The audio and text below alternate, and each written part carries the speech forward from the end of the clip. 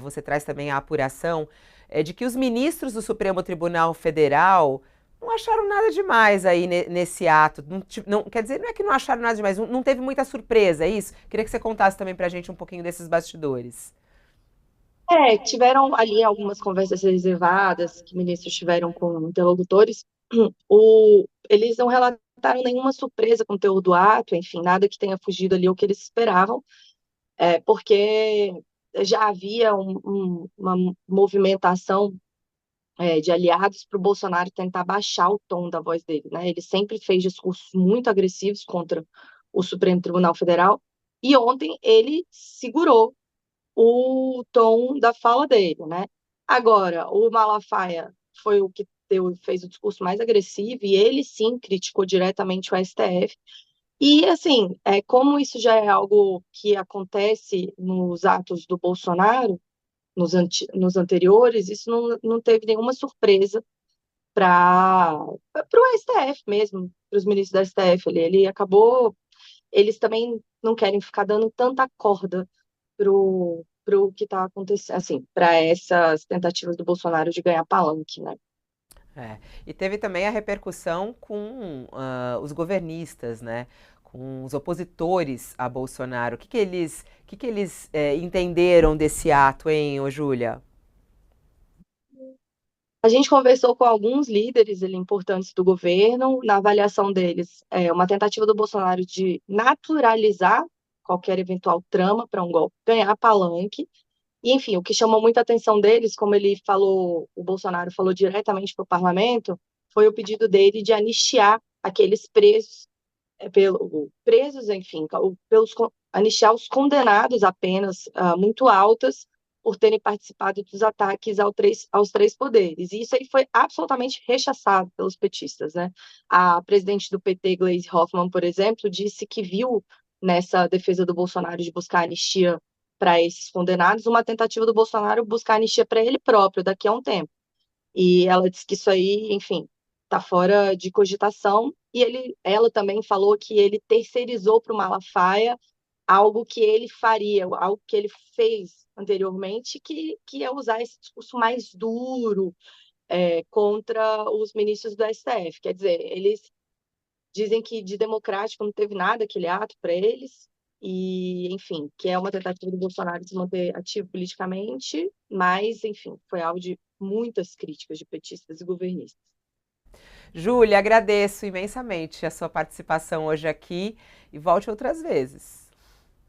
Eu que agradeço o Muito convite. bom. Obrigada, gente. Foi muito Tive o bom, uma prazer honra de estar aqui com conhecer a vocês. Júlia pessoalmente agora em Brasília, quando eu estive com ela, né? A gente esteve juntas. Quem me apresentou foi a Carla Araújo. E agora que eu já te conheci, não vai ter jeito. Eu vou te laçar toda hora para chegar aqui, tá? Um Obrigada, gente. beijo. Bom dia. Bom Obrigada, Tchau, Fabiola. dia. beijo. Um beijo.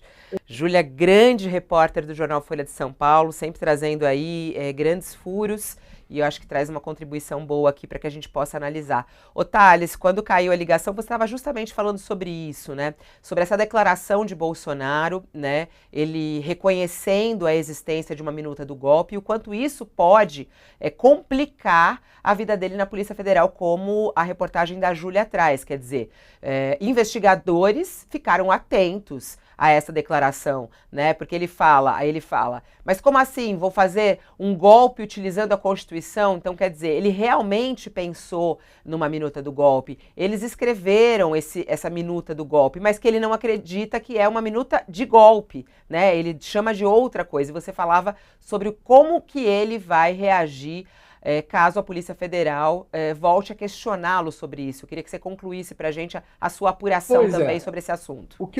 o que eu apurei é que o Bolsonaro planeja, ele, os advogados, planeja negar na justiça envolvimento com essa minuta do golpe que ele citou no discurso. Ele vai usar a mesma estratégia que sempre usou: negar, negar, negar, coisa do marido machista, que nega e chama a mulher de louca, né? Ele vai fazer a mesma coisa e diz para a gente reler a íntegra do discurso. Eu reli, de fato, cabe para ele fazer aquilo que ele fez quando se falou daquela reunião dos ministros. dele com os ministros, em que ele apertou o Sérgio Moro porque queria colocar alguém na Polícia Federal e o Sérgio Moro não entregava a Polícia Federal para ele. O que ele disse depois? Ele disse: olha, eu não falei em Polícia Federal na reunião. Aí as pessoas, a imprensa toda, todo mundo confrontou ele com a declaração. E, olha, está lá o senhor falando. Ele: não, não, não, eu falei PF. A mesma coisa. Mas ele insiste, não tem alternativa para o Bolsonaro, a não ser isso de usar a velha tática. No meio jurídico, o que vale é o convencimento dos juízes. Bolsonaro pode xingar, pode chamar de loucos o Alexandre de Moraes, o Gilmar Mendes e os outros do Supremo, mas estes estão cada vez mais convencidos de que ele estava mesmo na cama com o golpe de Estado ao seu lado. Como o rei daquela fábula, o Bolsonaro está nu e não adianta chamar a todos nós de malucos. Mais do que nu, o ato mostrou que ele também está acuado e se sente acuado. Ele agiu como um homem acuado. Esse discurso dele na Paulista foi o discurso de um homem acuado, que sabe que vai ser preso. Ô, Josias, queria te ouvir sobre essa história. Você acha que essa fala aí vai ser usada na Polícia Federal?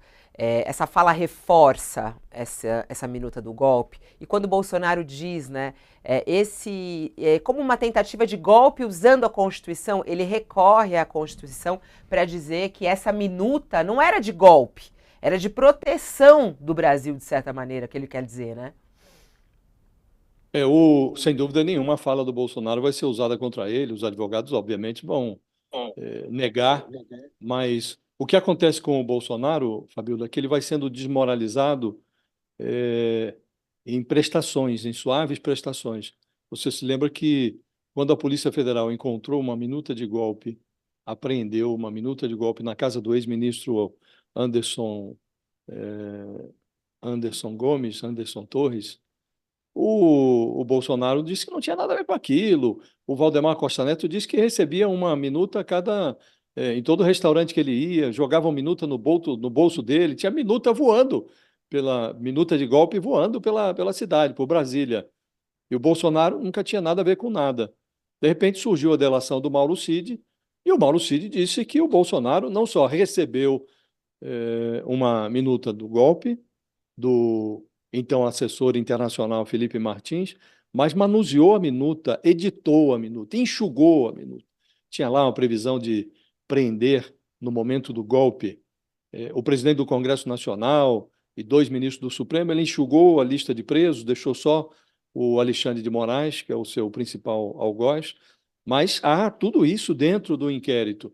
E o Bolsonaro agora já não nega mais a existência de minutas, ou que não tenha visto as minutas. Ele apenas diz que não faz nexo que o fato de ter tido contato com a minuta A ou B indicasse que ele pretendia dar o golpe, porque estava lá previsto um estado de sítio. O estado de sítio exige a convocação do Conselho da República, depois exige consulta ao Congresso. Como vamos dar um golpe dentro da Constituição, dentro das 4 linhas? Enfim, ele arruma as explicações que lhe pareçam mais adequadas, mas já não nega o que é inegável a essa altura.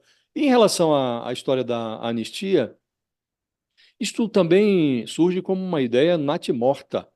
O Alexandre de Moraes já declarou, pelo menos 3 vezes, que ele considera essa contemporização, essa ideia de pacificação com perdão de crimes, ele considera isso uma ideia que flerta com Adolf Hitler. A esse ponto chega o ministro Alexandre de Moraes.